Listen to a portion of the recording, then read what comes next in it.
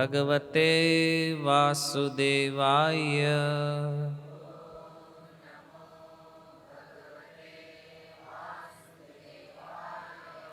ઓમ નમો ભગવતે વાસુદેવાય.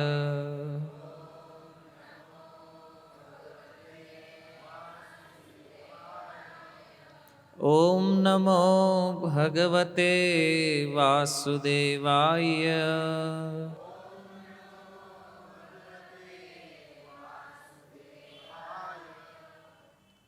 હરે કૃષ્ણ. સ્વાગતમ ઉપસ્થિત સર્વ વૈષ્ણવજન શ્રોતાગણ એવં મહાનુભાવો. ગત સત્રથી આપણે 7 નંબરના જે આલવાર છે રાજા કુલશેખર આલવારની ચર્ચા કરી રહ્યા છીએ, જેમાં એમના સુંદર દિવ્ય જન્મની ચર્ચા કરી. એક રાજવી પરિવારમાં એમનો જન્મ થયો છે અને એક રાજાના રૂપમાં ખૂબ સુંદર કર્તવ્ય એમણે પાલન કર્યું અને જીવનમાં એક સ્વપ્ન આવ્યું એમને, જે સ્વપ્નથી એમનું જીવન આખું પરિવર્તિત થયું. એક રાજા ભગવાનના ભક્ત બન્યા છે અને ખૂબ સુંદર જેમ જેમ ભક્તિની અનુભૂતિ થતી ગઈ એમ રાજા વિશેષ રૂપથી ભગવાનના ભજનમાં લાગી ગયા છે અને મહેલની અંદર એવી સુંદર વ્યવસ્થા કરવામાં આવી કે અનેક અનેક વિદ્વાન, અનેક સારા સાધુઓને બોલાવી અને એમના મુખેથી સુંદર કથાઓનું શ્રવણ કરે છે. શ્રવણ કરતાં કરતાં શાસ્ત્રના સારરૂપ અમુક વચનોને, અમુક વાતોને એમણે પોતાની બુદ્ધિ દ્વારા અલગ તારવી અને એ સારરૂપ શ્લોકોની એમણે રચના કરી. એક સુંદર માળા બનાવી શ્લોકની, જેને કહેવામાં આવે છે મુકુંદ માલા સ્તોત્ર, અને એવા દિવ્ય ગ્રંથોની રચના કરી. તો રાજા કુલશેખર આલવારનો એક નિત્ય ક્રમ હતો કે પ્રતિદિન બસ ભગવત કથાઓનું આસ્વાદન કરતા રહે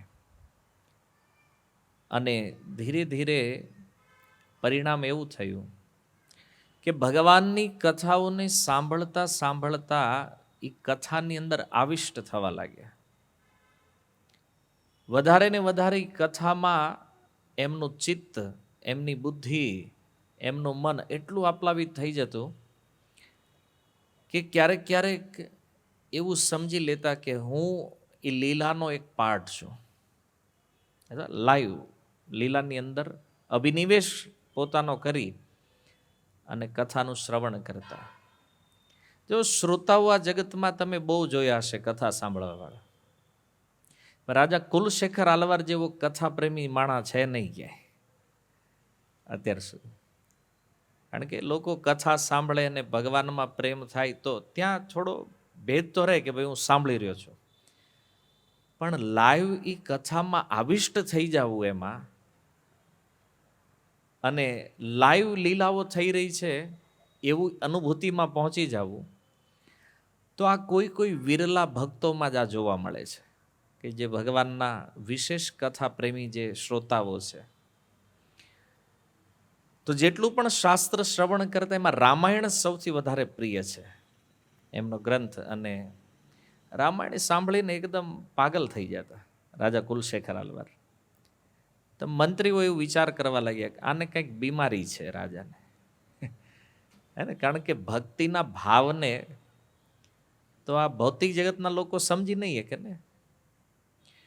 અને એટલા માટે જ્યારે જ્યારે ભક્તોને જોવે છે ને તો એ કંઈક વિચિત્ર નજરે જોતા હોય, કારણ કે એની પોતાની એક અલગ માન્યતાઓ છે અને ભગવાનના ભક્તોની દુનિયા અલગ છે, પણ રહે છે બે એક જગ્યામાં.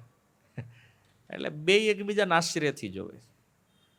ભક્ત જ્યારે ભૌતિક ભક્તિઓને જોવે ને તો એમ લાગે કે આ લોકોને બિચારાને કેદી આને ખબર પડશે કે ભજન કરાવીએ.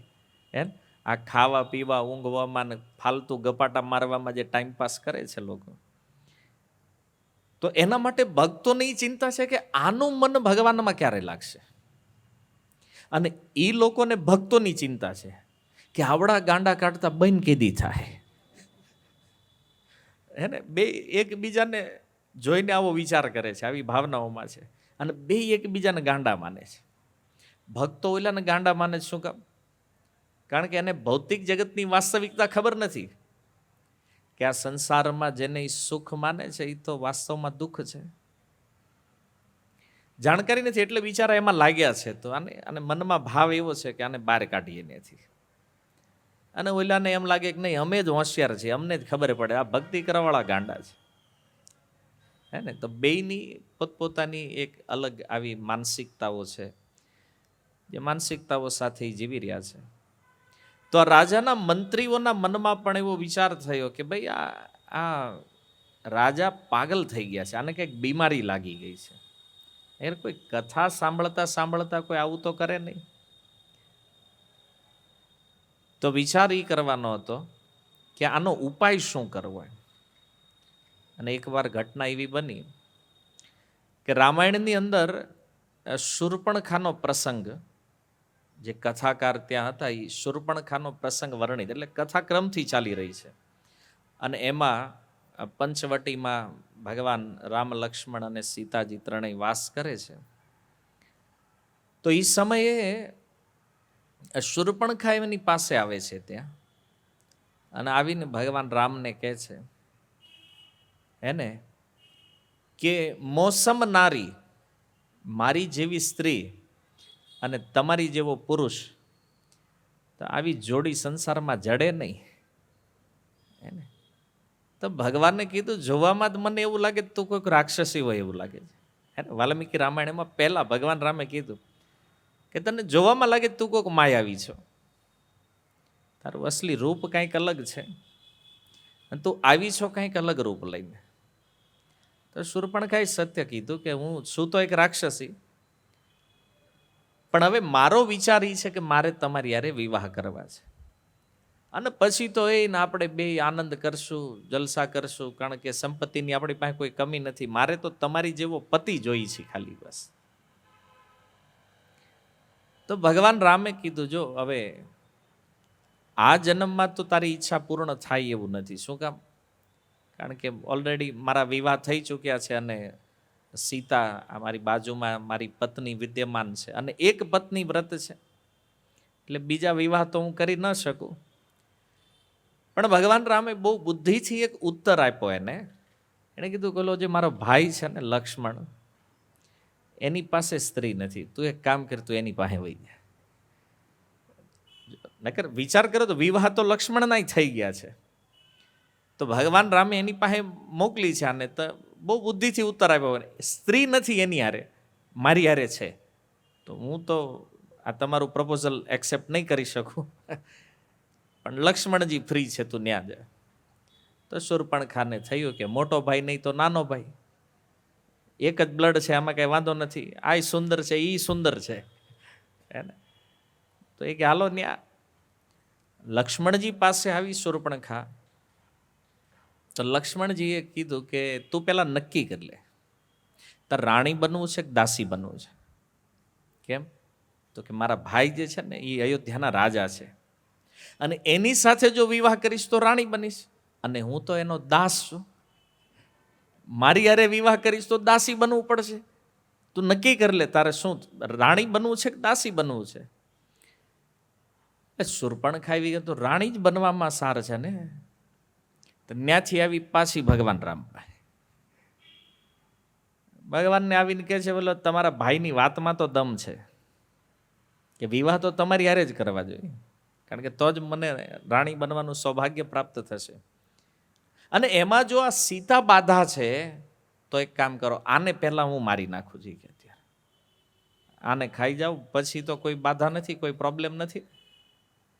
સીતાજી માટે કંઈક અપશબ્દો બોલી છે એ શૂર્પણખા, એ તો પ્રસંગ ડિટેલમાં રામાયણમાં વાંચશો તો સમજાશે કે સીતાજીના મતલબ રૂપની નિંદા કરી રહી છે. સીતાજીને કહે છે તું કુરૂપ છો, તારું શરીર ઠીક નથી, આ રામ જેવા વ્યક્તિ સાથે રહેવા માટે યોગ્ય નથી તું. પણ વ્યાકરણ દ્રષ્ટિએ જોવામાં આવે તો એ સીતાજીનું ગુણગાન કરી રહી છે સારસ્વત અર્થમાં. તો શૂર્પણખાએ તૈયારી કરી લીધી સીતાજીને મારવા માટેની. તો અચાનક ભગવાન રામે લક્ષ્મણજીને આદેશ આપ્યો કે લક્ષ્મણ, આનું નાક કાન કાપો, નહીતર આ સીતાને મારી નાખશે હમણાં. અને લક્ષ્મણજીએ તલવારથી નાક અને કાન કાપી નાખ્યું. હવે નાક કાપ્યું, તમે વિચારો લોહી કેટલું નીકળ્યું છે એને. આખી લોહીથી લથપથ થઈ અને જનસ્થાન નામની એક જગ્યા છે પંચવટીથી નિકટ, જ્યાં શૂર્પણખા એના બે ભાઈ ખરદૂષણ અને 14,000 રાક્ષસો સાથે ત્યાં નિવાસ કરે છે. આવી પહેલા તો ઓલા બે ભાઈએ ઓળખી નહીં, પૂછ્યું તું છો કોણ ભાઈ? એ કે હું તમારી બેન શૂર્પણખા. એ કે આવી દશા તારી કોણે કરી? કોનું સાહસ આવું થયું છે? હે ને, કોને એના મૃત્યુનો ભય નથી? બોલે પંચવટીમાં કોઈ બે રાજકુમારો આવ્યા છે તો મનુષ્ય, પણ એણે મારી આ દશા કરી છે. અને જો આ રાક્ષસોની વૃત્તિ આ છે, પોતાનો ફોલ્ટ કોઈ દી કે નહીં કે મેં ત્યાં જઈને શું કર્યું હતું. અત્યારે તમે કળિયુગમાં જો મોટા ભાગના એટલે કે ઓલા ભાઈએ મને માર્યો, પણ હું કામ માર્યો એ તો કે પેલા. તો એ પછી મૂળ વાતમાં જ ખબર પડે કે એણે મેં ગાળ દીધી હતી એને, તો તું માર ખાવાના ધંધા જેવા કર્યા તે. આ આસુરી પ્રવૃત્તિ. જો શૂર્પણખા આવી હતી સામેથી પ્રપોઝલ લઈને, હવે સ્વીકાર કરવું ન કરવું એ તો ભગવાનના હાથમાં છે. તોય એના ભાઈઓને કીધું નહીં, એણે મારી હારે આ કાર્ય કર્યું છે તો તમારે એનો બદલો લેવો જોઈએ. આ આસુરી પ્રવૃત્તિ છે જે કળિયુગમાં ઠેર ઠેર દેખાય છે. એમ અને તમે સોશિયલ મીડિયામાં જોઈ રહ્યા છો. તો આ બધી પ્રવૃત્તિઓનું મૂળ છે આસુરી વૃત્તિ. જે ગીતામાં ભગવાને આસુરી વૃત્તિના લક્ષણો બતાવ્યા છે 16મા અધ્યાયમાં, દેવી પ્રકૃતિ અને આસુરી પ્રકૃતિ. તો આ એનો સ્વભાવ છે. તો એણે એ ન કીધું કે મેં જઈને શું કર્યું છે ત્યાં, ઓલાએ જે કર્યું એ બતાવ્યું.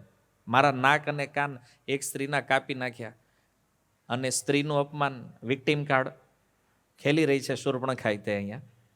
જેવી રીતે અત્યારે તે છે ને, સ્ત્રીઓના નામ ઉપર કેટલી મોટી રાજનીતિ ચાલે છે. જુઓ, સ્ત્રી સુરક્ષા ને સ્ત્રીને કાંઈ કહેવાય નહીં ને સ્ત્રી સમાનતા ને સ્ત્રી શ્રેષ્ઠતા ને કેટલા નામ ઉપર રાજનીતિ લોકો કરે છે. પણ રિયાલિટી શું છે? સૌથી વધારે સ્ત્રીઓનું શોષણ થઈ રહ્યું છે. આટલા બધા સ્ત્રીઓના હિતેશી સમાજમાં વિદ્યમાન હોવા છતાં સ્ત્રીઓનું શોષણ થઈ રહ્યું છે. હે ને, તો મોટા ભાગે બધા કાર્ડ ખેલવા વાળા છે. હે ને, પણ સ્ત્રીઓને એમ લાગે નહીં નહીં આ અમારી સુરક્ષા કરે. મૂર્ખ બનાવી રહ્યા છે તમને. અને કેમ અમુક સ્ત્રીઓ આવી ગઈ છે એની વાતમાં, તો એ પછી ભલે પોતાનું ઘર ભાંગી જાય, પોતાનો સંસાર તૂટી જાય, પણ નહીં, અમે સ્ત્રી છીએ ને, લેડીઝ, તો પછી અમારું જ હાલશે. આવો વેમ નાખી દીધો છે મનમાં. શૂર્પણખાએ તે એક સ્ત્રી અબળા ઉપર આટલો મોટો અત્યાચાર. તો ઓલા બે ભાઈ કે તું ટેન્શન લે માં, અમે છીએ ને. 14,000ની સેનામાંથી 14 જણ સિલેક્ટ કર્યા. જાઓ આની હારે તું જા અને બેયને મારીને જ પાછા આવજો. તો આ તો 14 નીકળે ને એમ કે હવે અત્યાર સુધી તો આપણને કોઈ હરાવી શક્યું નથી. આતંક મચાવ્યો છે આખા દંડકારણ્યની અંદર. આવ્યા 14. ભગવાન રામે લક્ષ્મણજીને કીધું, લખનલાલ એક કામ કર, અહીંયાથી દૂર થોડી એક ગુફા છે, સીતાજીને ગુફામાં બેસાડી દે, તું એનો પહેરેદાર બની જા, ત્યાં પહેરો દઈ દે, અને અહીંયા હું પછી આવે ને જોઈ લઉં, તારા અહીંયા આવવાની જરૂર નથી આ બાજુ. અને ભગવાન રામે પહેલેથી જ એવી આજ્ઞા આપી, લક્ષ્મણજીને બોલવાનો કોઈ ચાન્સ જ નથી. લક્ષ્મણજી સીતાજીના પહેરામાં છે, આ બાજુ ભગવાન રામ ઓલા 14 આવ્યા, એ તો ભગવાનને આવતા વેત જ ઉપાડી લીધા. 14 વધ થયો. શૂર્પણખા પાછી આવી એકલી. કમસે કમ ઓલું લોહી હુકાઈ ગયું છે ત્યાં સુધીમાં. આવી રિટર્ન ને કીધું, ભાઈ હું તો કે 14 તો ગયા. તો ખર વિચાર કરે છે કે આ છે કોણ વ્યક્તિ? 14 મારા જે મેઇન યોદ્ધાઓ છે એને મારી નાખ્યા. એટલે કીધું આખું સૈન્ય લઈને હાલો. 14,000 સૈનિકોને ઉપાડ્યા હારે. 14,000નું સૈન્ય આવી રહ્યું છે અને ભગવાન રામ એકલા.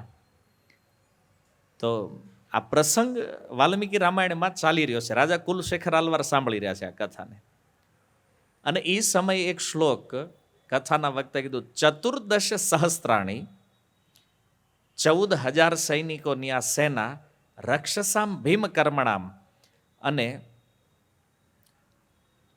મહાન મહાન જે યોદ્ધાઓ હતા, બળશાળી યોદ્ધાઓ રાક્ષસો હતા,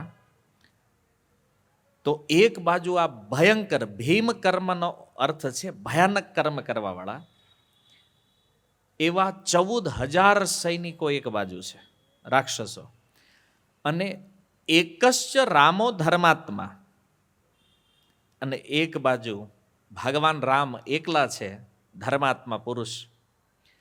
કથમ યુદ્ધમ ભવિષ્યતિ, તો આ બેની વચ્ચે યુદ્ધ કેવી રીતે થશે? એક બાજુ 14,000 અને એક બાજુ ભગવાન રામ એકલા. તો આ શ્લોક જ્યારે રાજા કુલશેખર આલવારે સાંભળ્યો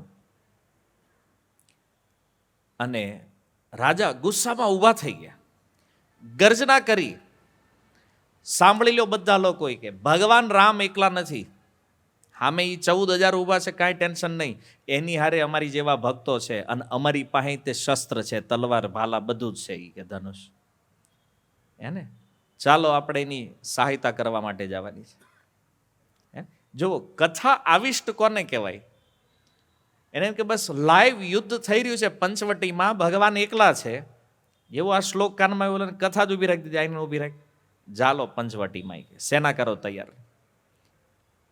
હવે રાજાને ના કોણ પાડે? રાજાનો આદેશ થયો, સેના તૈયાર, અને સૈનિકોને કીધું રામની સહાયતા કરવા માટે જવાનું. મંત્રીઓ ટેન્શનમાં. રામાયણ વહી ગઈ ત્રેતા યુગમાં, આ હાલત કળયુગ. રાજાને કેમ સમજાવવું યાર? આ બધું આખું ગડબડ કરી નાખી છે સ્થિતિ. પણ રાજા તો રાજા છે, મંત્રીઓ થયું આમાં વચ્ચે ન પડાય, નકર આમાં આપણી ગરદન ઉપડી જાય કે. અત્યારે મંત્રીઓએ વિચાર કર્યો કે હવે કરવું શું? રાજાને તો સમજાવાય એમ છે નહીં, અને પાછા કેમ વાળવા? તો મંત્રી બુદ્ધિમાન હોય ને, કારણ કે બુદ્ધિમાન હોય એ જ મંત્રી બન્યો હોય. એણે એક વિચાર કર્યો, એક ટીમને આગળ મોકલી દો કે પહેલા, એક સેનાની ટુકડીને, અને આ બાજુથી રાજાને કીધું હાલો આપણે સૈન્ય લઈને. અને આ બાજુથી રાજા ચાલ્યા, સામેથી ઓલી ટુકડી આવી છે. રાજા કીધું અરે કઈ બાજુ ગયા હતા? કે પંચવટીમાં યુદ્ધ થયું હતું ભગવાન રામનું રાક્ષસો હારે, અમે એમાં ભાગ રામની સહાયતા કરવા માટે ગયા હતા. તો શું થયું? એ કે ભગવાન રામે 14,000 ને મારી નાખ્યા, એનો વિજય થયો છે, હાલો પાછા અમે રિટર્ન આવી. તો સામે રાજાને થયું કે હા ભગવાન રામનો વિજય થઈ ગયો છે, પાક્કું. એ કે કન્ફર્મ ભગવાન જીતી ગયા છે. કે તો હાલો રિટર્ન હાલો. એ કે વળી આવીને બેઠા, રાજા શાંત થયા. અને રોજ આવી રીતે કથા થતી, આવી જ કથા. અને એ પ્રસંગમાં આવી મંત્રીને વિચાર કરવાનો, આપણે એલર્ટ રહેવાનું છે, સતર્ક. હમણાં પાછું આમ નકરી યુદ્ધની વાત હોય ને, કોઈક સારી વાત આવે એવી, તો એના ઉત્સવો થતા. કોઈ સારા સારા પ્રસંગો કથામાં આવે તો પછી કે હાલો ફેસ્ટિવલ મનાવો. આનો ક્યાંક જન્માષ્ટમીનું વર્ણન આવ્યું, કૃષ્ણ જન્મ થયો, મનાવો જન્માષ્ટમી. કે બોલા કે પણ આજ નથી, કે તોય મનાવો, આજ જ છે જન્માષ્ટમી. કથામાં આવ્યું ને તો આજ છે જ. આવી રીતે આવિષ્ટ થઈને કથાઓ, તો રાજ્યમાં રોજ ઉત્સવ થાય. અને કાંઈક દુઃખનો પ્રસંગ જો આવ્યો તો યુદ્ધની તૈયારી થાય.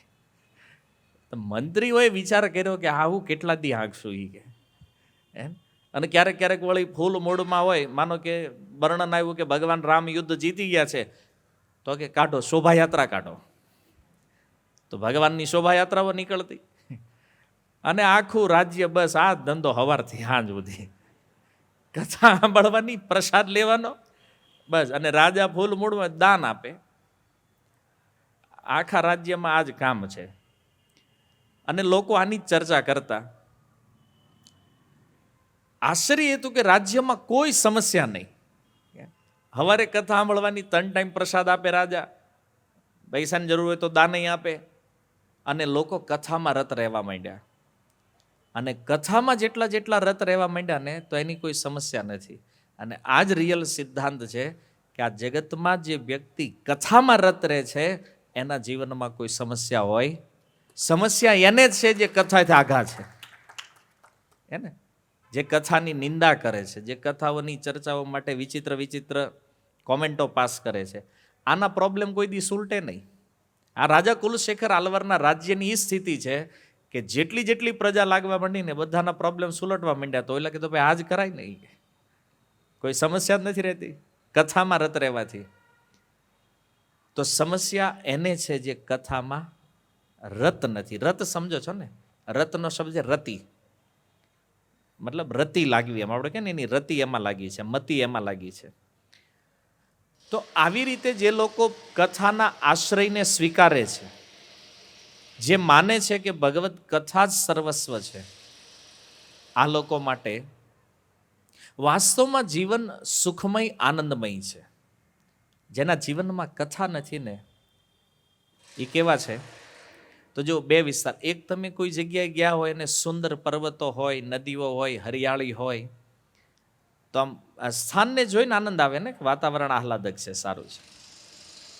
અને એક છે રણ, એને ખરા ઉનાળે રણમાં વયા ગયા હોય, કોરું, ન એક ઝાડવું મળે, ન એક છોડ મળે. તો કથા સાંભળવા વાળાનું જીવન છે ને એ હરિયાળી ક્રાંતિ જેવું છે, જ્યાં જોતાની સાથે આનંદ, એનું જીવન જોતાની સાથે લાગે આનંદમય છે. અને ઓલા રણ પ્રદેશ જેવા છે, કથા જેનામાં નથી. કારણ કે અહીંયા નિત્ય નિરંતર કથારૂપી વર્ષા છે ને, તો જીવનમાં સુખ છે, આનંદ છે. અને જ્યાં કથા નથી ત્યાં ઉજ્જડ બેરાન છે. તો પછી મંત્રીઓને ટેન્શન રહેતું, કારણ કે પ્રજાને આનંદ આવે, રાજાને આનંદ આવે. દુઃખી હતા મંત્રીઓ ખાલી, આને કથામાં રુચિ નહીં, કથા હાલતી હતી આમ તેમ આટા મારતા રહેતા. પછી મંત્રીઓએ કીધું, ઓલા કથા કહેવા વાળા હતા ને બધાની મીટિંગ લીધી, અહીંયા હોય કે બેહો, કથા હવે અમે કેવી ને એમ કહેવાની તમારે. કઈ રીતે? કથામાં દુઃખની વાત આવવી જ ન જોઈએ કે, પણ ઓલે કે પ્રસંગ આવે કાપી નાખો. હારી હારી વાતો, સુખની વાત જ લેવાની. અને જો દુઃખની વાત લીધી કાંઈ તો ભાઈ દંડ મળશે તમને.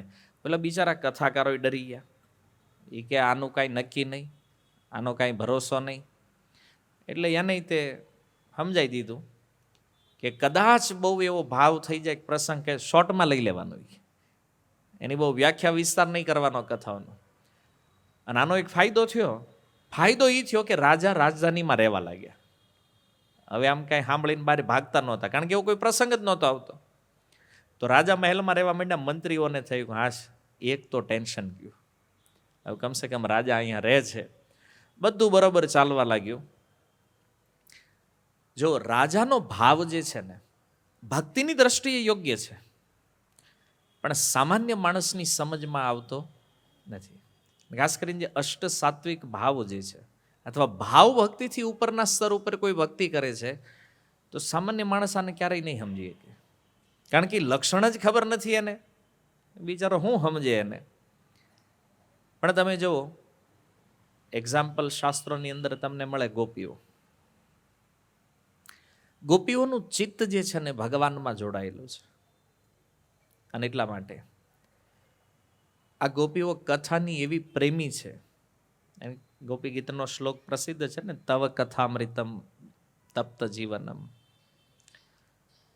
તો આ ગોપીઓ જ્યારે કૃષ્ણનો વિરહ થાય છે ને, ભગવાન જ્યારે બ્રજ છોડીને મથુરા વયા ગયા, આ ગોપીઓ કથામાં એવી રીતે આવિષ્ટ થઈ ગઈ છે કે કૃષ્ણ નથી તો કૃષ્ણની લીલાઓમાં પોતાને પ્રવિષ્ટ સમજીને લીલાઓનું અનુસરણ કરે છે. ત્યાં જેવી રીતે ભગવાને કાલિયા દમન લીલા કરી છે ને, તો એક ગોપી કાલિયાનું રૂપ લે છે, એક ગોપી કૃષ્ણ બને છે, અને લીલાઓનું અનુસરણ કરી અને એ એમાં પ્રવિષ્ટ રહે છે. એનો દિવસ આવી રીતે વ્યતીત થાય છે. કથા જે લીલાઓને જોઈ છે, જેને સાંભળી છે, આ લીલાઓને રિપીટ કરે છે ગોપીઓ. આવી આવિષ્ટ છે ભગવત કથાની અંદર. અને એટલે કૃષ્ણના વિરહને સહન કરી શકે છે. એનું કારણ શું છે? કથા. એટલે શબ્દ ને, તવ કથામૃતમ તપ્ત જીવનમ. વિરહથી તપ્ત જીવન માટે એ કૃષ્ણ જે કથા છે ને તમારી અમૃત છે. અને ગોપીઓનો આનંદ એમાં છે. જો મહાપ્રભુ બાળલીલાઓ જ્યારે મહાપ્રભુની તમે સાંભળો તો ચૈતન્ય દેવ જ્યારે બાળક હતા ને તો ડ્રામામાં પાર્ટ લેતા ને ગામમાં રામલીલા ઇત્યાદિ ડ્રામા થતા ને તો એમાંય તે આવિષ્ટ થઈ જાય, કારણ કે સ્વયં ભગવાન છે. તો ધનુષ ઉઠાવી લેતા કહેતા હું રામ છું, એકદમ પ્રવિષ્ટ થઈને લીલાઓ. નિત્યાનંદ પ્રભુ એ પણ જ્યારે નાના હતા એ ડ્રામામાં પાર્ટ લેતા, હે ને, હનુમાનજીનો રોલ હોય તો પૂર્ણ હનુમાનજીના આવેશમાં હોય છે. તો આ કથાનો પ્રભાવ છે, કથાની અંદર આવિષ્ટ થવું. ચૈતન્ય મહાપ્રભુ જ્યારે દક્ષિણ ભારતની યાત્રામાં હતા તો દક્ષિણ ભારતમાં એક સ્થાન છે દક્ષિણ મથુરા. જેમ ઉત્તરમાં એક મથુરા છે ને, દક્ષિણમાં એક મથુરા છે, જેને આ તમે મદુરાઈના નામથી ઓળખો છો, જેનું મીનાક્ષી મંદિર ફેમસ છે મદુરાઈ. એ દક્ષિણ મથુરા છે, એ પછીથી એનું નામ મદુરાઈ થઈ ગયું. તો મહાપ્રભુ જ્યારે ત્યાં ગયા તો એક બ્રાહ્મણે એમને નિમંત્રણ આપ્યું કે તમે મારા ઘરે પ્રસાદ લેવા માટે આવો. તો ચૈતન્ય મહાપ્રભુએ કીધું કેટલા વાગે આવવાનું? તો એ કે આવજો મધ્યાહન, મતલબ 12 વાગે તમારે પ્રસાદ લેવા આવવાનો છે. તો મહાપ્રભુ ગયા એના ઘરે 12 વાગે. મહાપ્રભુએ જઈને જોયું તો વાસણ બધા ખાલી એમના, મતલબ કે કાંઈ બન્યું જ નથી હજી. તો મહાપ્રભુએ જઈને યાચના કરી બ્રાહ્મણને કે ભાઈ તમે મને પ્રસાદ માટે નિમંત્રણ આપ્યું છે અને મને લાગી જ ભૂખ, તો હવે તમે પ્રસાદ આપો. એટલે બ્રાહ્મણે કીધું પ્રસાદ હજી બન્યો જ નથી. મહાપ્રભુ કે કેમ? બોલે અમે તો વનવાસી છીએ. એ રામકથામાં આવિષ્ટ થઈ ગયેલો. ભગવાન રામ વનમાં છે એટલે એને એમ કે હું જંગલમાં છું. મહાપ્રભુને કે અમે તો જંગલમાં વનવાસી, અમારી પાસે તો કાંઈ હોય નહીં, જે છે એ કાંઈક હમણાં કંદમૂળ બનાવીને લાવીને આપીએ જ તમને. ચૈતન્ય દેવ સમજી ગયા કે આ ક્યાં, કારણ કે રાધા રાણીના ભાવને લઈને આવ્યા છે ને, તો ભાવની ભાષા તો એ સમજે છે. તો મહાપ્રભુ સમજી ગયા કે આ રામલીલામાં આવિષ્ટ થઈ ગયો છે આ બ્રાહ્મણ. પણ તોય મહાપ્રભુએ કીધું ભલે વનમાં તે કંઈક કે આ કંદમૂળ ફળ એવું હોય. મહાપ્રભુ કે લાવો. તો એટલે બ્રાહ્મણ એ તે લીલામાં આવિષ્ટ રહેતા રહેતા ઘરે ને ઘરે પાછું કુકિંગ કર્યું ને બનાવ્યું ને પછી મહાપ્રભુને જમાડ્યા ને 3 વગાડ્યા. 3 વાગે પ્રસાદ મળ્યો મહાપ્રભુને. અને એ તે પ્રસાદ લેવાની જેવી શરૂઆત કરી, મહાપ્રભુએ જોયું કે હું પ્રસાદ લઉં છું ને આ ઉદાસ બેઠો છે, આ પ્રસાદ લેતો નથી. મહાપ્રભુએ કીધું એ બ્રાહ્મણ દેવ તમે અરે ભોજન ગ્રહણ કરો, તમે કેમ પ્રસાદ નથી લેતા? બોલે મૂડ નથી આજે, ઉદાસ બ્રાહ્મણ બિચારો. કેમ? મહાપ્રભુએ પૂછ્યું કારણ શું છે? કે રાવણ આટલો મોટો રાક્ષસ અસુર અને જગતજનની માતા સીતાનો એણે સ્પર્શ કર્યો, આ મારાથી સહન નથી થતું. હું વિચાર કરું છું કે અગ્નિમાં પડીને મરું કે ડૂબીને મરું. હે રાવણ સીતાજીનો સ્પર્શ એણે કર્યો. તો મહાપ્રભુએ કીધું કે બ્રાહ્મણ સાંભળો, હું તમને ખુલાસો કરું છું. રાવણ જે સીતાને લેવા આવ્યો છે ને, તો સીતાજીએ પોતાનું અસલી રૂપ છુપાવી અને એક માયા સીતા, છાયા સીતાને પ્રગટ કરી, જેને રાવણ લઈને ગયો છે. એ અસલી સીતા નથી. અને રાવણ જેવો કોઈ પાપી વ્યક્તિ સીતાજીનું દર્શન ન કરીએ કે સ્પર્શની તો વાત જવા દો, હે ને, તો પછી તમે આવું શા માટે વિચારો છો? તો ચૈતન્ય મહાપ્રભુએ સમજાવ્યું, કારણ કે બ્રાહ્મણને મહાપ્રભુ ઉપર વિશ્વાસ હતો કે નહીં, આ જે બોલે છે ને એ સત્ય બોલે છે. મહાપ્રભુને થયું હા એક બ્રાહ્મણ બચી ગયો. નગર આજ આ ઉકલી જાય તો આપણને બ્રહ્મ હત્યાનું પાપ લાગે. એમ આવો લીલા આવિષ્ટ થઈ ગયેલો આ વ્યક્તિ. અને મહાપ્રભુના આ ખુલાસાથી એ બ્રાહ્મણ તો બચી ગયો. અને પછી મહાપ્રભુએ યાત્રા ત્યાંથી આગળ પ્રારંભ કરી.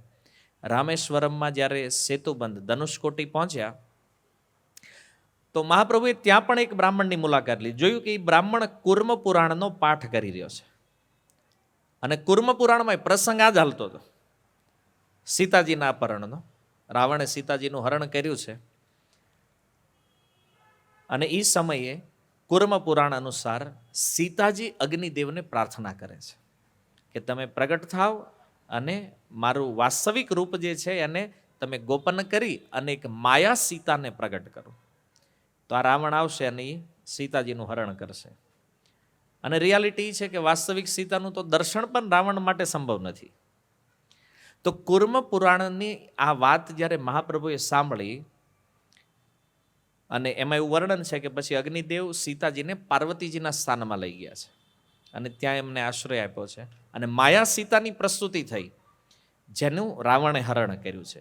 અને રિટર્ન અગ્નિ પરીક્ષા દ્વારા ભગવાન રામે એ જ કર્યું કે જે અગ્નિદેવ દ્વારા સુરક્ષિત સીતાજી છે એને પાછા રિટર્ન લાવ્યા છે અગ્નિ પરીક્ષા દ્વારા.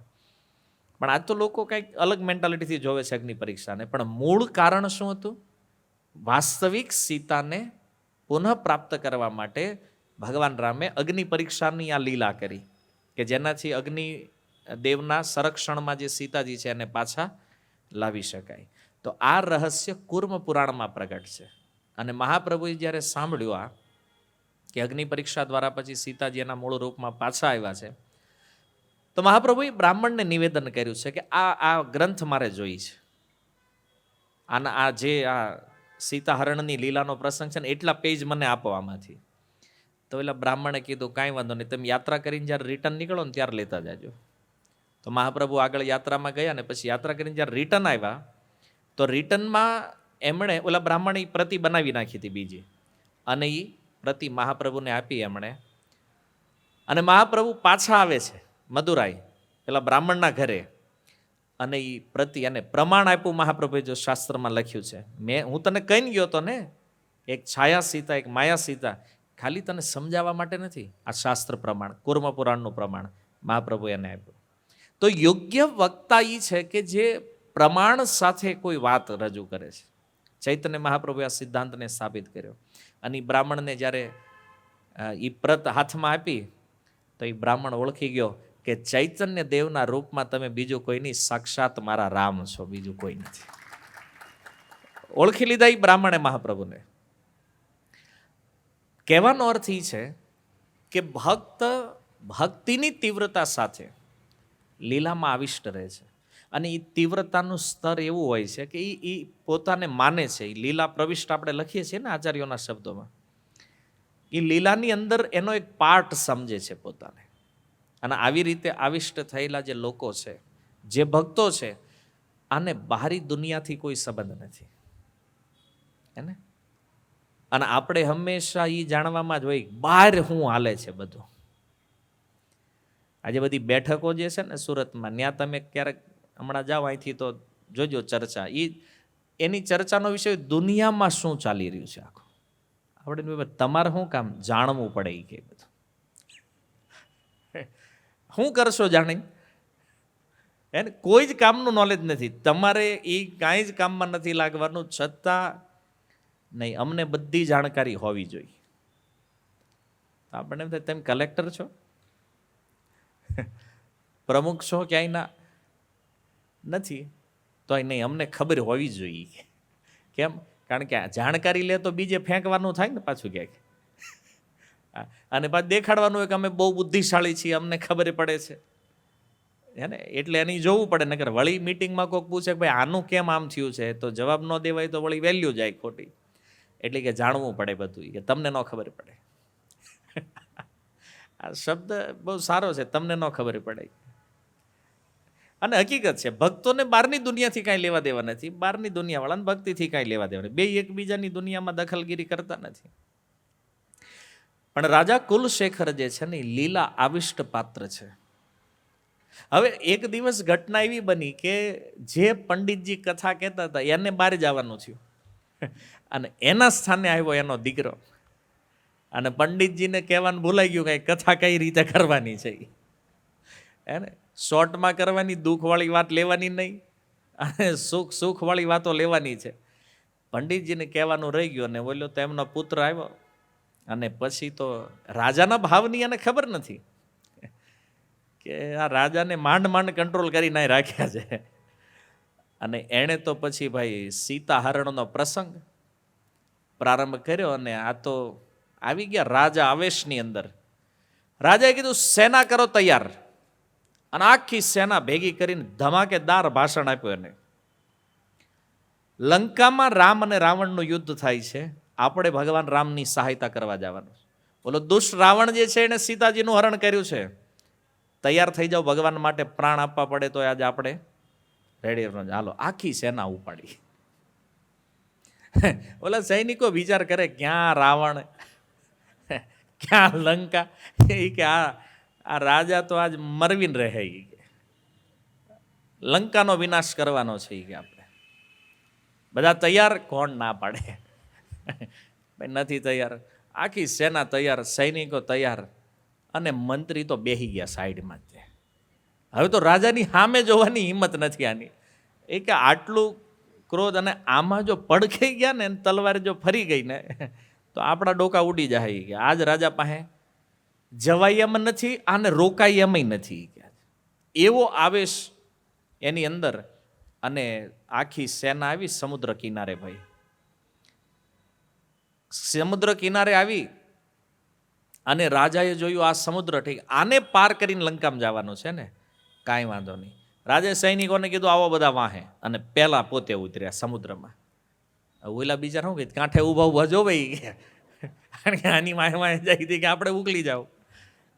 પછી કાંઠે ઊભા ઊભા જોતા જોતા જોયું કે કમર સુધી પાણીમાં ગયા, છાતી સુધી પાણી આવ્યું, પછી તો ગરદન સુધી. એ કે રાજા ગયા, એ કે આજ. અને મંત્રી ટેન્શનમાં કે આજ આપણે રાજા ખોઈ નાખવાના છે. અને બિચારા ચિંતામાં ને ચિંતામાં કાંઠે બેસી ગયા બધા. હવે આ લીલા જે છે સીતારામજી જોઈ રહ્યા છે. ક્યાંથી? રાજા કુલશેખર આલવારના મહેલમાં એક મંદિર છે, અને મંદિરમાં સીતારામજીના શ્રી વિગ્રહ છે. મંદિર તો મહેલમાં હતું, પણ ભગવાનને તો કોઈ નડતું નથી જોવામાં. મહેલમાં બેઠા બેઠા લીલા જોવે છે.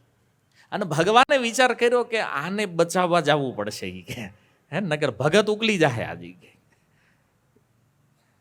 તો ભગવાને સીતાજીને કીધું કે આનું શું કરશું?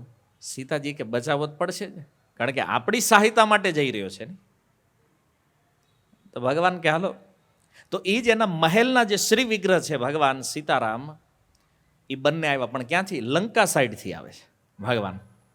અને જોયું ગળા સુધી, જ્યારે રાજા ડૂબી ગયા છે, બે હાથ ઉપર, એક હાથ ભગવાન રામે પકડ્યો, એક સીતાજીએ પકડ્યો, રાજાને ખેંચી લીધા બહાર. અને ભગવાન વિમાન લઈને આવ્યા હતા ને, બેહાર્યા વિમાનમાં. રાજા કુલશેખર આલવારે પૂછ્યું, તમે આણે પાછી કેમ આવ્યા? બોલે રાવણ આરે હું ગયો તો ને યુદ્ધ કરવા. યુદ્ધ ભગવાન કે પતી ગયું, હવે રાવણને મેં મારી નાખ્યો છે, જો આ સીતાજી હારે છે.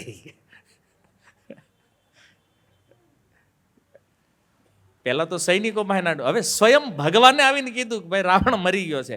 રાજા કે તો વાંધો નહીં, કે હાલો ઉતાર. અને આ રીતે સમુદ્ર તટે ભગવાન એને લઈને આવ્યા. તો કહેવાનો અર્થ એ છે કે ભગવાન માટે જે ભક્ત આ રીતે આવિષ્ટ રહે છે, એની રક્ષા સ્વયં ભગવાન કરે છે. ભગવાને કીધું કેવલ સમુદ્રથી નહીં, આ ભવસાગરથી પણ હું તને પાર લઈ જઈશ. અને હકીકત કરે આપણે જ્યારે બે હાથ ઉપર કરીને મહામંત્ર બોલીએ છીએ ને, હરે કૃષ્ણ કૃષ્ણ કૃષ્ણ હરે હરે, હરે રામ રામ રામ હરે હરે. તો ભગવાન આપણો હાથ પકડે છે આ ભવસાગરમાંથી બહાર કાઢવા માટે. જેમ રાજા કુલશેખરની રક્ષા કરી સમુદ્રમાંથી ભગવાને. અને કોઈ આ દ્રશ્ય જોયું નથી, કોઈને દેખાણું ભગવાન આવ્યા છે, રાજાને બહાર કાઢ્યા છે. કારણ કે ભગવાન દિવ્ય છે ને. પ્રેમાંજન છુરિત ભક્તિ વિલોચન. તો જેના હૃદયમાં ભક્તિ છે એ કેવલ ભગવાનને જોઈ શકે. તો એલા મંત્રી સૈનિકો એ બધા કાંઠે બેઠા હતા મૃત્યુના ડરથી, તો એને કોઈને તો ભગવાન દેખાણા નહીં. અને આ રીતે જ્યારે રાજા અચાનક કિનારે આવેલા જોયા, પછી મંત્રીઓને થયું હાશ, ગમે એમ પાછા આવ્યા ને એ મહત્વનું છે. એને એમ થયું કે વળે આમ અંદર ગયા છે ને પાણી ઊંડું લાગ્યું છે, રાજાએ રિટર્ન મારી છે. કારણ ખબર ન પડી રાજા કેમ બહાર આવ્યા છે. અને ગમે એમ આવ્યા કે આપણે રાજા મળ્યા ને, પણ હવે કાંઈક તો કરવું પડશે કે આ રાજ્યની બહાર ન જાય રીતે. અને પછી બધા મંત્રીઓએ મિટિંગ બોલાવી. અને પ્રશ્ન પાછો મિટિંગમાં એનો, રાજાને થયું શું? તો કે આને થયું કાંઈ નથી, આને ભક્તિ લાગી ગઈ છે. ભક્તિ કોના કારણે થઈ? બોલે વૈષ્ણવના કારણે. તો આનો ઉપાય શું છે? રાજાને આઈના રાખવા હોય, આને ભક્તોથી દૂર રાખવા હોય તો આપણે શું કરવું પડે? હવે જો આ લોકો પ્લાનિંગ એ કરતા હતા કે આને ભક્તોથી દૂર કેમ રાખવા, અને રાજાનો વિચાર કંઈક અલગ છે. રાજા એ વિચારતા હતા કે ભક્તોથી વધારે નિકટ કેમ રહેવું, કારણ કે દિન પ્રતિદિન એને ભક્તોમાં પ્રેમ વધતો જાય છે. અને જો વૈષ્ણવ સંપ્રદાય, એમાં 4 સંપ્રદાયમાં જે શ્રી સંપ્રદાય છે, તો આમાં વૈષ્ણવ સેવા ઉપર સૌથી વધારે જોર આપવામાં આવ્યું છે. તો રાજાનો પ્રેમ દિવસે ને દિવસે ભગવાનથી પણ વિશેષ પ્રેમ એને એના ભક્તોમાં છે. અને ઓલા મંત્રી જેટલા દૂર રાખવાની ટ્રાય કરે ને, રાજા એટલા જ વૈષ્ણવની સંગતિમાં આવતા ગયા. અને ભક્તોનો સંગ મળે પછી તો તમે જાણો છો, રાજાનો તો એક જ લક્ષ્ય હતું કે વૈષ્ણવની સેવાથી સૌથી વધારે લાભ મળે છે, અને એ જાણતા હતા. અને પોતાની દુનિયામાં રત હતા રાજા. હવે એને કોઈ મતલબ નથી હું રાજા છું, મારું રાજ્ય છે. એને તો ભગવાન અને ભગવાનના ભક્તોથી મતલબ છે, એમાંય વિશેષ ભગવાનના ભક્તોથી. કે આ વૈષ્ણવની સેવા જો મને મળી જાય ને, તો રાજા કે મારે જીવનમાં બીજું કાંઈ જોતું નથી. અને આપણું ઊંધું, સેવા આવે ને એટલે ભાગો ઈ કે, હે ને? જો ભક્તિનું મૂળ જે છે ને એ વૈષ્ણવ સેવા છે. ચૈતન્ય મહાપ્રભુને એ પ્રશ્ન કર્યો ને, ધર્મનો સાર શું છે? મહાપ્રભુએ 3 વસ્તુ બતાવી. નામે રુચિ, જીવે દયા, વૈષ્ણવ સેવન. ભગવાનના નામમાં રુચિ હોવી, આ સંસારના પ્રત્યેક જીવો ઉપર દયા હોવી, અને વૈષ્ણવની સેવા, આ ધર્મનો સાર છે. જેને ભક્તની સેવામાં રુચિ નથી ને, આ ભક્તિમાં ક્યારેય પ્રગતિ કરવાના. વૈષ્ણવ સેવામાં રુચિ નથી, કોણ કૃપા કરશે? કોની કૃપાથી ભગવાન સુધી જશું? એટલે જો શ્રી સંપ્રદાય વૈષ્ણવ સેવા ઉપર પૂરું જોર આપે છે. અને એ વૈષ્ણવ સેવાનું સાક્ષાત સ્વરૂપ જે છે એ રાજા કુલશેખર આલવાર છે. એવી તીવ્ર લાલસા ખાલી ભગવાનમાં છે એવી નથી, ભગવાનના ભક્તની સેવામાં પણ એની લાલસા આવી તીવ્ર છે. અને એટલા માટે હંમેશા પોતાની દુનિયામાં રત છે, ભૂલી ગયા છે પોતાના રાજ્યને. અને પ્રતિદિન રાજા વિચાર કરે છે કે જો હું શ્રીરંગમ વયો જાઉં તો ત્યાં મને એટલા બધા વૈષ્ણવો મળશે, હું કેટલા વૈષ્ણવોની સેવા કરી શકીશ. રાજ્યની તો કોઈ લાલસા એને હતી જ નહીં. જો ભક્તનો આ સ્વભાવ છે, બીજા ભક્તની સેવા. રાજા કુલશેખર આલવારની લાલસા જો વૈષ્ણવોની સેવા માટે પોતાના રાજ્યનો ત્યાગ કરવા તૈયાર છે. અને આપણે પહેલાં બધી બાજુ જોઈ લઈ, ઘરે, ધંધામાં, ઓફિસે, નોકરીમાં બધું સેટલમેન્ટ છે તો જવાય સેવા. એમ આપણો વિચાર છે. એટલે આનાથી કેવલ આપણે તુલના કરવાની છે કે આપણું લેવલ હજી કેટલું ડાઉન છે, એને આપણે કેટલા નીચે છીએ. સેવા ભાવ મનમાં હજી ઉત્પન્ન નથી થયો, કરવાની વાત જવા દો. કારણ કે બીજાને વૈષ્ણવ માને જ ખબર પડે ને એની સેવા કરવી છે. એને હું જ છું, આપણી થારો ભગત જ નથી, એમ તો બધા મારી કરે પણ હું કોઈની નહીં કરું. આ મૂળ ખતમ કરી નાખશે તમને. આ ભક્તિ નથી, આ ભક્તનો સ્વભાવ. ભક્તનો સ્વભાવ છે જે રાજા કુલશેખર પ્રતિ ક્ષણ ભક્તોની સેવાનો વિચાર કરે છે. પ્રતિ ક્ષણ વિચાર કરો, એક બાજુ રાજ્ય છે અને એક બાજુ સેવા. એના મનમાં સેવાની તીવ્રતા છે. અને આજે સમસ્યા શું છે? ભક્તિ પ્રાપ્ત થયા પછી પણ ધનની લાલસા નથી છૂટતી. વૈષ્ણવના સંગ મળ્યા પછી પણ આ લાલસા નથી. અને એમાંય કોઈક પદ પોઝિશન મળી ગયું ને તો ત્યાં બેઠા બેઠા વિચાર કરે 8-10 કરોડ ભેગા કરી લેવી તો પછી વાંધો ન આવે. એમ આવા જે વિચારો લઈને બેઠા છે ને જે ભક્તો, તે આ બધા ઊંધા માથે ભવસાગરમાં ડૂબવાના છે. એને ખબર નથી આ ક્ષણિક લાભ માટે જે વૈષ્ણવનો અપરાધ થઈ રહ્યો છે. અપરાધ ખાલી તમે કોઈ વૈષ્ણવને ગાળ્યો દો, એની નિંદા કરો, એ જ અપરાધ નથી. જે પદ ભક્તની સેવા કરવા માટે મળ્યું છે એ પદનો દુરુપયોગ પણ વૈષ્ણવનો અપરાધ જ છે. મેનેજમેન્ટ વાળાઓએ બહુ સાવધાનીપૂર્વક સમજવું જોઈએ. કોઈ મેનેજમેન્ટ પદ ઉપર આપણને મૂક્યા છે ને એ વૈષ્ણવની સેવા કરવા માટે છે. પણ આજકાલ લોકો તેનો દુરુપયોગ કરી રહ્યા છે. એને એમ લાગે છે કે આ પદ અમને મળ્યું છે પૈસા બનાવવા હાટું મળ્યું છે. એને તો બનાવીને તો બીજા જન્મમાં કૂતરા ગધેડા થવાનું છે, તમારે ચિંતા નહીં કરતા. કે મહામંત્ર જપીશી વાંધો નહીં આવે.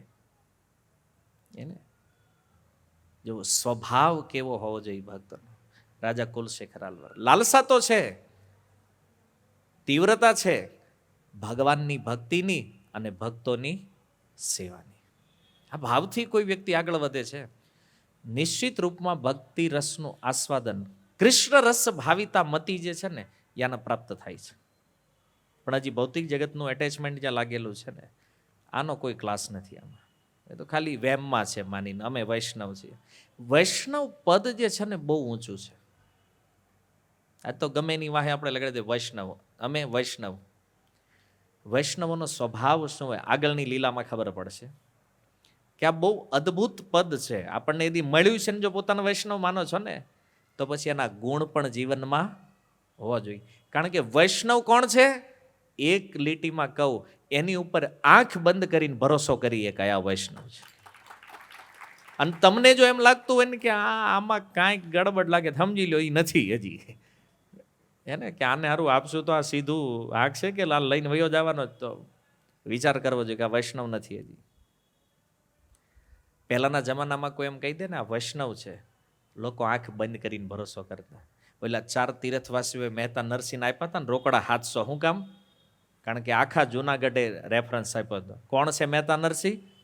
વૈષ્ણવ છે.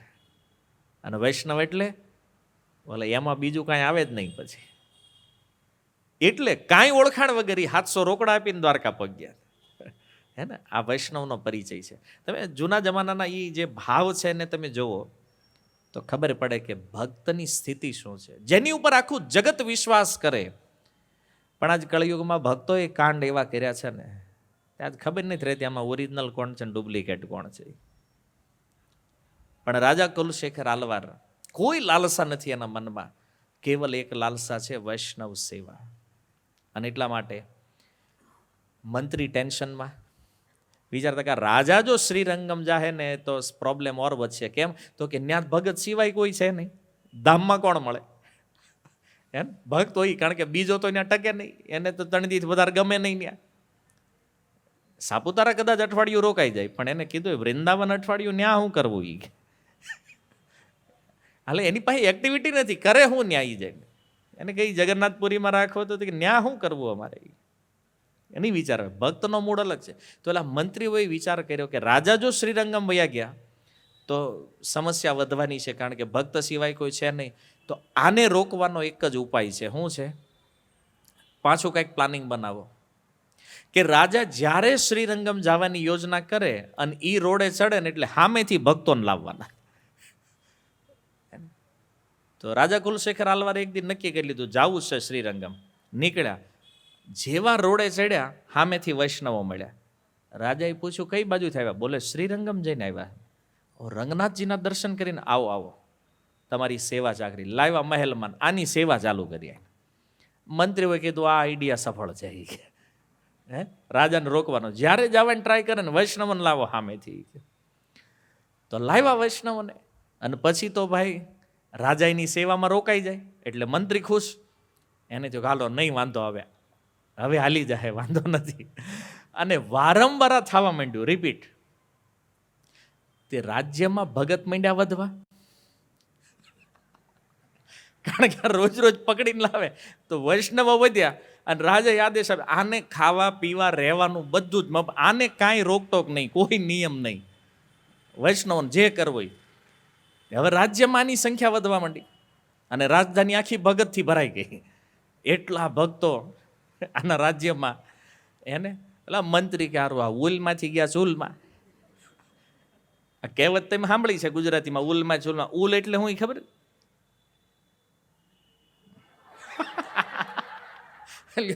કહેવત બોલો જ રોજ, ઉલમાં જ ચૂલમાં ગયા. બોલો છો કે નહીં? તો હવે એ કયો ઉલ શું છે કોઈને ખબર નથી. અદભુત છે. એટલે આ વડીલો બેઠા નહીં નહીં ભારે કરી. હાલો આજે આનું રહસ્ય સમજી લ્યો. ઉલ એટલે તવો. ઓલા તવા ઉપર બેઠા હોય તો કેવી પોઝિશન હોય? તો એમ થાય કે અહીંથી કંઈક સુરક્ષામાં જાય, તો એ સુરક્ષા લેવા ગયો ચૂલમાં ગયો. એટલે આ કહેવત પડી, સમજી? ઉલમાંથી ચૂલમાં ગયા એમ. એટલે તમે ખરા જ યાર ગુજરાતી છો ના ખબર નથી, કોઈ પૂછે તો ત્યાં નાક જાય એવું છે. પણ હવે વાંધો નહીં, હવે ખબર પડી ગઈ ને. હા કે ભાઈ ઉલમાંથી ચૂલમાં જાવ, ઉલ એટલે તવો, એમ તવા ઉપર હતા ત્યાંથી ગયા ચૂલામાં. આ મંત્રીઓ એ વિચાર કર્યો કે આ આપણે તો આનો લોચો થઈ ગયો. એ કે આ ભગત જાજા થઈ ગયા, હવે રાજા એની સેવામાં રોકાય છે અને આ વૈષ્ણવોને કોઈ નિયમ લાગુ પડતો નથી. આખા રાજ્યમાં આને બધી છૂટી છે, રોંગ સાઈડમાં હાલે તોય વાંધો નહીં, આને દંડ નહીં. કે આની પાસે લાયસન્સ ન હોય તોય વાંધો નહીં, અને ગાડી આંકવા દો ગમે નહીં. રાજાએ બધી છૂટ આપી દીધી. તો હવે કરવું હું? સંખ્યાની વધી રહી છે અને આને પાછા સંભાળવા, જો ભગતને સંભાળવા મુશ્કેલ પાછા. હા, એક જગ્યાએ તમે ભેગા કરો પછી આને કંટ્રોલ કરવું અઘરું છે. તો આ મંત્રીઓય મૂંઝાણા. તો બે ચાર જણાએ સલાહ આપી, કાઢી મૂકો નહીં, કે અહીંથી લાવ્યા બહારથી તો રજા કરવી ક્યાંની. એ કે કાઢી ન મૂકાય, નકર રાજા વૈયા જાય ક્યાંની યાર. હવે આને જો જવા દેવું તો રાજા એની વાહે વાહે નીકળી જાય. તો બધા કંટાળ્યા. મંત્રીઓએ વિચાર કર્યો, હવે શું કરવું? એક કામ કરવું, કે એક ષડયંત્ર કરવી. આપણે શું કરવું? વૈષ્ણવોમાં જે રાજાની શ્રદ્ધા છે ને, આ શ્રદ્ધા તોડી નાખો, તો બધું હરખું થઈ જાય. તો રાજા સામેથી આને દંડ આપીને કાઢી મૂકશે અને આપણે બચી જશું. લગભગ કાંઈ વાંધો નહીં આવે. યોજના તૈયાર કરી. તો એણે કીધું ષડયંત્ર શું કરવું? એક કામ કરવું, જે આપણા મહેલમાં મંદિર છે ને, મંદિરમાં સીતાજીના શ્રી વિગ્રહ છે અને એને રાજાએ એક અમૂલ્ય હાર પહેરાવ્યો છે સીતાજીને. એક કામ કરો, આ હારની ચોરી કરી લો અને આરોપ કોની ઉપર નાખો? ભક્તો ઉપર નાખી દો. અને પછી તો રાજા આને નક્કી કાઢી મૂકે, સીતાજીના હારની ચોરી કરે એને રાજા મૂકે ને, એમાં રાજા કુલશેખર આલવારા હે ને, લીલા સાંભળીને દરિયા વૈયા જતા હોય. સીતાજીના હારની ચોરી એના ઘરમાં થાય તો એ હું ન કરે વિચારો. એટલે મંત્રીઓ કીધું કે આ યોજના પરફેક્ટ છે. અને સીતાજીના હારની ચોરી થઈ. રાજાને ખબર પડી, બોલાવ્યા મંત્રીઓને. ચોરી કોણે કરી છે? બોલે આ તમે જેની બહુ પ્રેમથી સેવા કરો છો ને, તમારા જે વૈષ્ણવો છે ને, આણે ચોરી કરી છે. હવે તમે વિચાર કરો, આજના જમાનામાં હોય ને તો લોકોને એવું લાગે, શંકા કોઈની પણ ઉપર થઈ જાય, વિશ્વાસ ન હોય. ટીવી સિરિયલ જોઈ જોઈને માઇન્ડ શંકાશીલ થઈ ગયા છે બધાના અત્યારે, હે ને? તો આરોપ નાખીએ કે જેની ઉપર બહુ વિશ્વાસ હોય ને એની હારે ક્યારેક ષડયંત્ર થઈ જાય ને, તો વિશ્વાસ તોડવાના ષડયંત્રો કળયુગમાં ચાલે. પણ આ લોકોએ જ્યારે વૈષ્ણવો ઉપર આક્ષેપ નાખ્યો ને, તો રાજા કુલશેખર આલવાર કહે છે કે આ જેટલા વૈષ્ણવો છે ને, આ બધા ભગવાનના પ્રેમી છે. તમે ચોરીની વાત કરો છો, ચોરી કરવી તો દૂર છે, આના મનમાં ચોરીનો કોઈ દી વિચાર આવે, આનું નામ વૈષ્ણવ છે. રાજા કુલશેખર આલવાર ભક્તોનો પક્ષ રાખે છે. ચોરી ડાયરેક્ટ વાત જવા દો, ચોરીનો વિચાર ન આવે આના મનમાં ક્યારેય.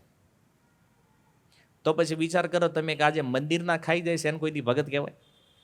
હે, ગુંડાઓ છે એક નંબરના સલાહ, કે જે ભગવાનના પૈસા ઉઠાવી જાય છે.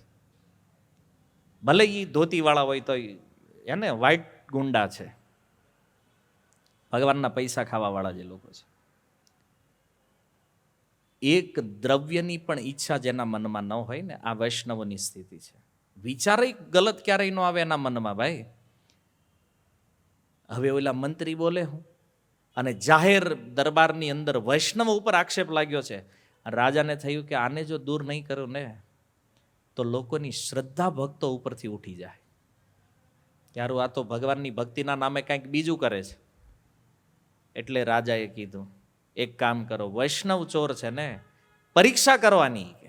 શું પરીક્ષા? એક સૌથી ઝેરી સાપ જે હોય ને આપણા રાજ્યમાં, એને લાવો પકડીને. સાપની અનેક પ્રજાતિઓ છે ને, એમાં સૌથી ઝેરી સાપ કોણ છે? કોબરા. કોબરા લાવો એ કે એને લાવ્યો. રાજાએ કીધું એક માટલામાં રાખવા એને.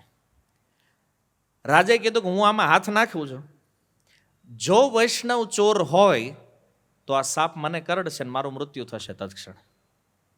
અને જો વૈષ્ણવો ચોર નહીં હોય તો આ સાપ મને કંઈ કરશે નહીં. રાજાએ પરીક્ષા કરી છે.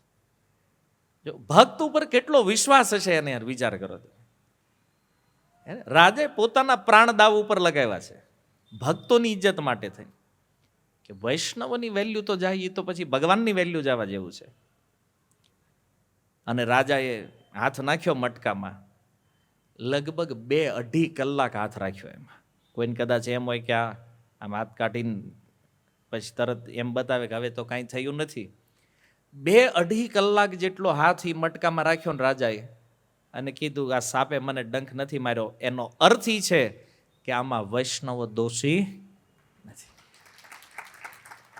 તો હવે તો ઓલા પાસે કોઈ રસ્તો નહોતો. મંત્રીઓએ ભૂલ સ્વીકારી કે મહારાજા અમે જ કર્યું છે, પણ અમારો ભાવ એ છે કે તમને અહીંયા રોકવા માટે, તમે ક્યાંય જાવ નહીં.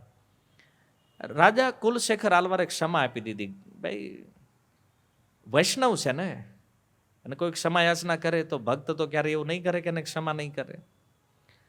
પણ હારે હારે એક દંડ પણ આપ્યો એને. દંડ હું આપ્યો એ કે આ જેટલા વૈષ્ણવ છે ને એની સેવા હું કરતો હતો ને હવે તમારે કરવાની છે ક્યારે બધા. આ તમારો દંડ છે.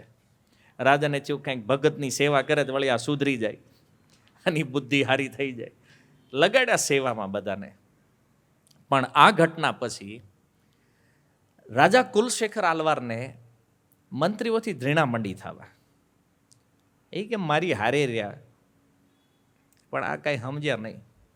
રાજા કુલશેખર આલવાર વિચાર કરે કે આ ભૌતિકવાદીઓની વચ્ચે રહેવું ઠીક નથી. હવે આની વચ્ચે હું રહી ન શકું, અને હવે શ્રીરંગમ જવું છે એના નિર્ણય હવે રાજાએ નક્કી કર્યું ક્યારેય નહીં બદલું. અને વૈષ્ણવો માટે છે ને ભોગીઓની વચ્ચે રહેવું ને બહુ અઘરું છે. પણ આ તો આપણે ધન્યવાદ દેવો જોઈએ પ્રભુપાદજીને કે એમણે આ ભોગીઓની વચ્ચે રહીને આપણને ભજન કરતા શીખવાડ્યું છે. કારણ આપણે ભાગીને ક્યાં જાય?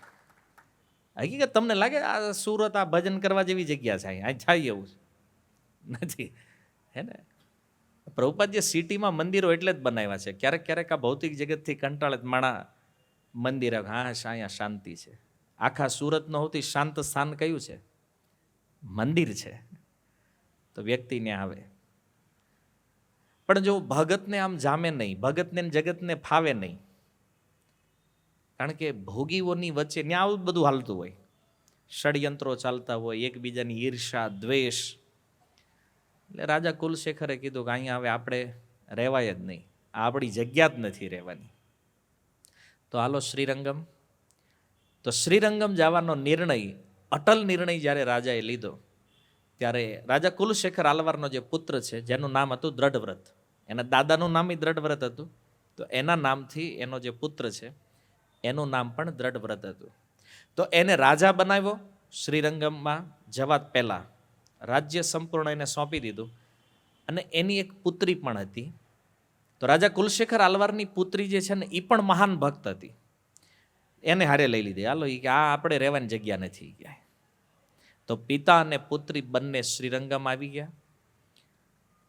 અને અહીંયા આવી અને રાજા કુલશેખર આલવાર એ તો લાગી ગયા વૈષ્ણવની સેવામાં, રંગનાથજીની સેવામાં. પણ એની આ જે કન્યા છે, પુત્રી જે છે, એના વિવાહ એણે કરાવ્યા શ્રીરંગમમાં. કોની હારે? મૂર્તિઓ ન્યા ગોત્યો. કોની હારે વિવાહ થયા છે એના જાણો છો? સાક્ષાત ભગવાન રંગનાથજી સાથે વિવાહ કરાવ્યા છે. અને એણે પોતાનું જીવન રંગનાથજીને સમર્પિત કરી દીધું. ભગવાનની પત્ની, હાલાકી વાસ્તવમાં લક્ષ્મીજીનો અંશ હતી, લક્ષ્મી સ્વરૂપા છે. તો રંગનાથજી સાથે એના વિવાહ થયા. અને ત્યાં રહી એમણે અનેક તીર્થોની યાત્રા કરી શ્રીરંગમથી. પછી જેવી રીતે વેંકટાચલ છે, તિરુપતિ, કે આગળ ઉપર જે જે સ્થાનો હતા, જેમ કે નમ આલવારનું જે સ્થાન છે નંબી, શ્રી નંબી મંદિર, ત્યાંની પણ યાત્રા કરી. બ્રહ્મદેશની અંદર મન્નાર કોલી, ત્યાં પણ ગયા, જ્યાં ભગવાન રાજગોપાલા સ્વામી છે. તમે નામ સાંભળ્યું, આ બહુ સુંદર વિગ્રહ છે. આ પણ એમની ત્યાં એમણે સેવા કરી. અને આ ભગવાન રાજગોપાલા સ્વામીના ચરણોમાં એમણે પોતાનું જીવન શેષ પૂરું, ત્યાં એમણે પ્રાણ ત્યાગ કર્યો રાજા કુલશેખર આલવારે. અને એ પૂર્વ એમણે ખૂબ કવિતાઓની રચના કરી. જ્યાં જ્યાં દર્શન કરવા જતા ને ભગવાનને જોઈને એક સુંદર પ્રાર્થના કરતા. જે પેરુમાલ તિરુમોલી નામના ગ્રંથની અંદર આ પ્રાર્થનાઓનો સંગ્રહ છે, નાલાયર દિવ્ય પ્રબંધમની અંદર, અને દ્વિતીય એમનો ગ્રંથ મુકુંદમાલા સ્તોત્ર. આ બે પ્રમુખ ગ્રંથ છે રાજા કુલશેખર આલવાર દ્વારા જે રચિત છે. પણ એમનો વૈષ્ણવો પ્રત્યેનો ભાવ જે છે તો મુકુંદમાલા સ્તોત્રમાં એક શ્લોક છે, એનાથી આપણે સમજી શકીએ. રાજા કુલશેખર આલવાર કહે છે, મદ જન્મન ફલમિદમ મધુકૈટ ભારે મદ પ્રાર્થનીય મદ અનુગ્રહાય એશ એવ ત્વદ ભૃત્ય ભૃત્ય પરિચારક ભૃત્ય ભૃત્ય ભૃતસ્ય ભૃત્ય ઇતિ મામ સ્મર લોકનાથ. કેટલી સુંદર વાત કરે છે. કહે છે, હે મધુ અને કૈટભના શત્રુ, હે બ્રહ્માંડના સ્વામી, મારા જીવનની પૂર્ણતા અને મદ પ્રાર્થનીય મદ અનુગ્રહ, તમારી જે મારી ઉપર કૃપા છે, સર્વાધિક દયા જે તમે મારી ઉપર બતાવી છે હે પ્રભુ, તો એ દયા એ હશે ત્વદ ભૃત્ય, તમારા જે દાસ છે, ભૃત્ય પરિચારક, એના જે દાસ છે, એ જે ભૃત્ય ભૃત્ય ભૃત્યસ્ય ભૃત્ય, મતલબ દાસ ના દાસ, એના દાસ ને એના દાસ, ઇતિ મામ સ્મર લોકનાથ, કે તમે મને તમારા જે ભક્તની આખી પરંપરા છે, તમારી ભક્તની જે લાઈન છે ને, તો હે પ્રભુ એમાં છેલ્લા નંબરનો દાસ જે છે ને, એ તમે મને માનો. ભગવાનને જો તમારી વાસ્તવમાં દયા મારી ઉપર છે ને, તો આ લાસ્ટ નંબર વાળો દાસ જે છે ને પ્રભુ, એ મને માનો તમે, અને મારાથી બધા ઉપર છે ભક્તો, શ્રેષ્ઠ છે. આ એક શ્લોક આ એટલો અદ્ભુત છે. આ એક શ્લોક કોઈ સમજી લે ને, તો આજીવન ક્યારેય વૈષ્ણવ અપરાધ નહીં કરે કોઈ દિવસ. આની વ્યાખ્યાઓ તો છે ઘણી બધી, પણ આટલું સમજો કે આ ભાવ ભક્તની સેવાનો જે રાજા કુલશેખર આલવારની અંદર છે, કે પ્રભુ તમારી આ સર્વાધિક દયા હશે મારી ઉપર, જો તમે મને છેલ્લા નંબરનો દાસ માનશો તો.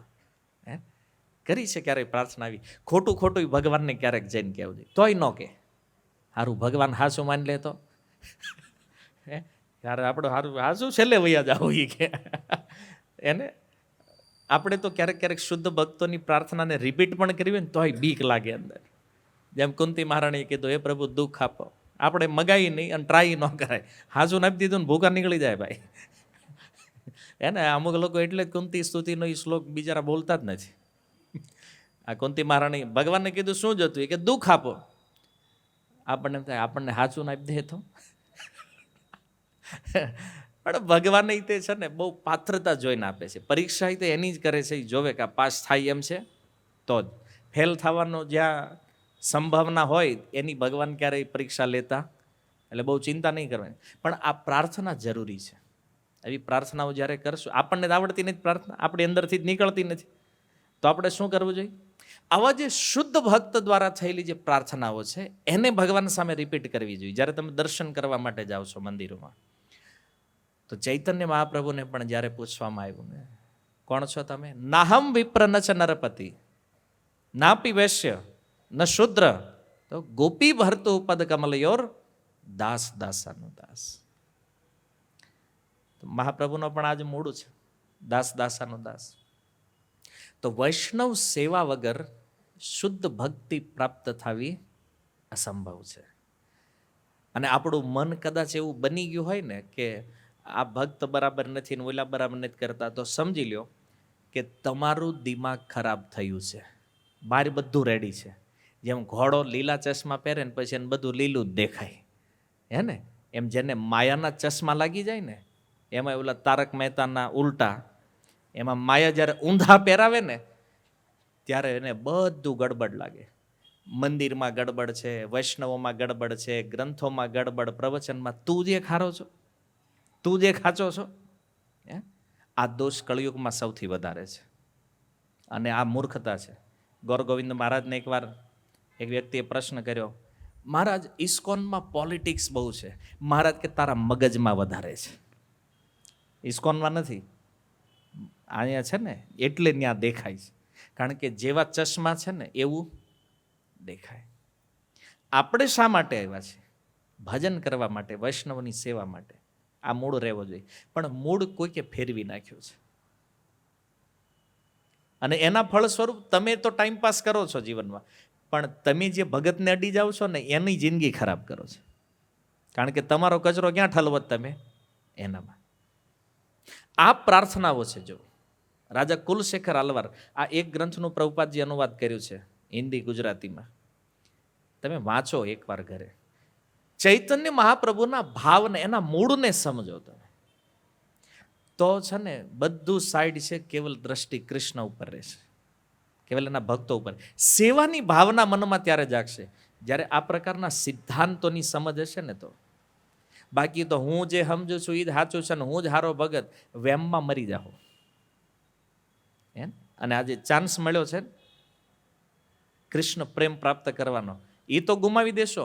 આવતા હજારો જન્મમાં ક્યારે કૃષ્ણ ભક્તિ મળશે કે નહીં આનો કોઈ ખબર નહીં રહે, એક અપરાધના કારણે. આ અપરાધ જે છે ને નથી જાણતા આપણે કેટલું દુર્લભ છે. ભજન માટે તરસી જાઓ નહીં મળે, સાધુ સંઘ માટે તરસતા છો નહીં મળે કોઈ સાધુ, અપરાધના કારણે. એટલા માટે સાવધાન રહેવું જરૂરી છે. આ જે પ્રાર્થનાઓ છે ને, આ તો આપણે સ્ટોરીથી જઈ રહ્યા છીએ કે તમારો રસ કથામાં વધે, પણ એની સાથે આ તત્વને સમજવું પણ જરૂરી છે જે પરંપરાઓ દ્વારા આપણને પ્રાપ્ત થયું છે. આ સિદ્ધાંત નહીં સમજવાના કારણે તે આપણા મનમાં છે ને કોઈ કંઈક ખોટી વસ્તુ નાખી દે છે. આપણા ઘરની સુરક્ષા ન હોય તો જ બાજુવાળા કચરું નાખી જાય ને, હે? બાકી આપણું જ બાઉન્ડ્રી ક્લિયર હોય તો કોણ નાખે અંદર ભાઈ? નથી, આપણી બાઉન્ડ્રી ક્લિયર નથી. તો આવી જે દિવ્ય કથાઓ છે, આવા દિવ્ય ભક્તોના જે ચરિત્રો છે, જેનું શ્રવણ કરવાથી આપણું ચિત્ત જે છે ને એ શુદ્ધ થાય છે, આપણી મતિ ભગવાનમાં લાગે છે. અને આને સાંભળવાથી જ આપણને વિચાર આવે કે વૈષ્ણવની સેવા કરવી છે, આપણે ભક્તની સેવા કરવી છે. પોતાની અંદર દાસતાની જે ભાવના છે કે આપણે દાસ છીએ, હું નિકૃષ્ટ છું, મારાથી બધા શ્રેષ્ઠ છે, આ ભાવ જે છે ને એ તમને ભજનમાં સ્થિત કરશે, ભક્તિમાં સ્થિત કરે છે. એટલા માટે મળેલા પદ પોઝિશનનો દુરુપયોગ નહીં, પણ કૃષ્ણને પામવા માટે સદુપયોગ કરવો જોઈએ. તો આ કંઈક સંક્ષિપ્ત પરિચય છે રાજા કુલશેખર આલવારનો, અને એમનો વિશેષ પરિચય તો તમિલ ગ્રંથો જ્યારે વાંચશો, નાલાયર દિવ્ય પ્રબંધમ ઇત્યાદિ ગ્રંથોમાં મળશે. પણ વિશેષ વાત એ છે કે એમનો પરિચય, એમની લીલાઓ મળે કે નહીં, એનો મૂળ જે છે ને, એનો ભાવ જે છે ને, એ જો પકડમાં આવી ગયો ને, તો ભલે રાજા કુલશેખર આલવાર જેવી સેવા તો આપણે નહીં કરી શકીએ, પણ એના કાંઈક અંશ માત્ર પણ થઈ ગઈ ને તો પણ આપણું જીવન સફળ બની જશે. તો આ ભાવ અહીંયા, આ શિક્ષા એમના જીવનથી આપણને પ્રાપ્ત થઈ છે. આગળ ઉપર 8 નંબરના આલવાર જે છે, પેરી આલવાર, તો એની કથા આપણે આવતા શુક્રવારે ચર્ચા કરીશું. હરે કૃષ્ણ. શીલ પ્રભુપાદ કી નિતાય ગૌર પ્રેમાનંદે.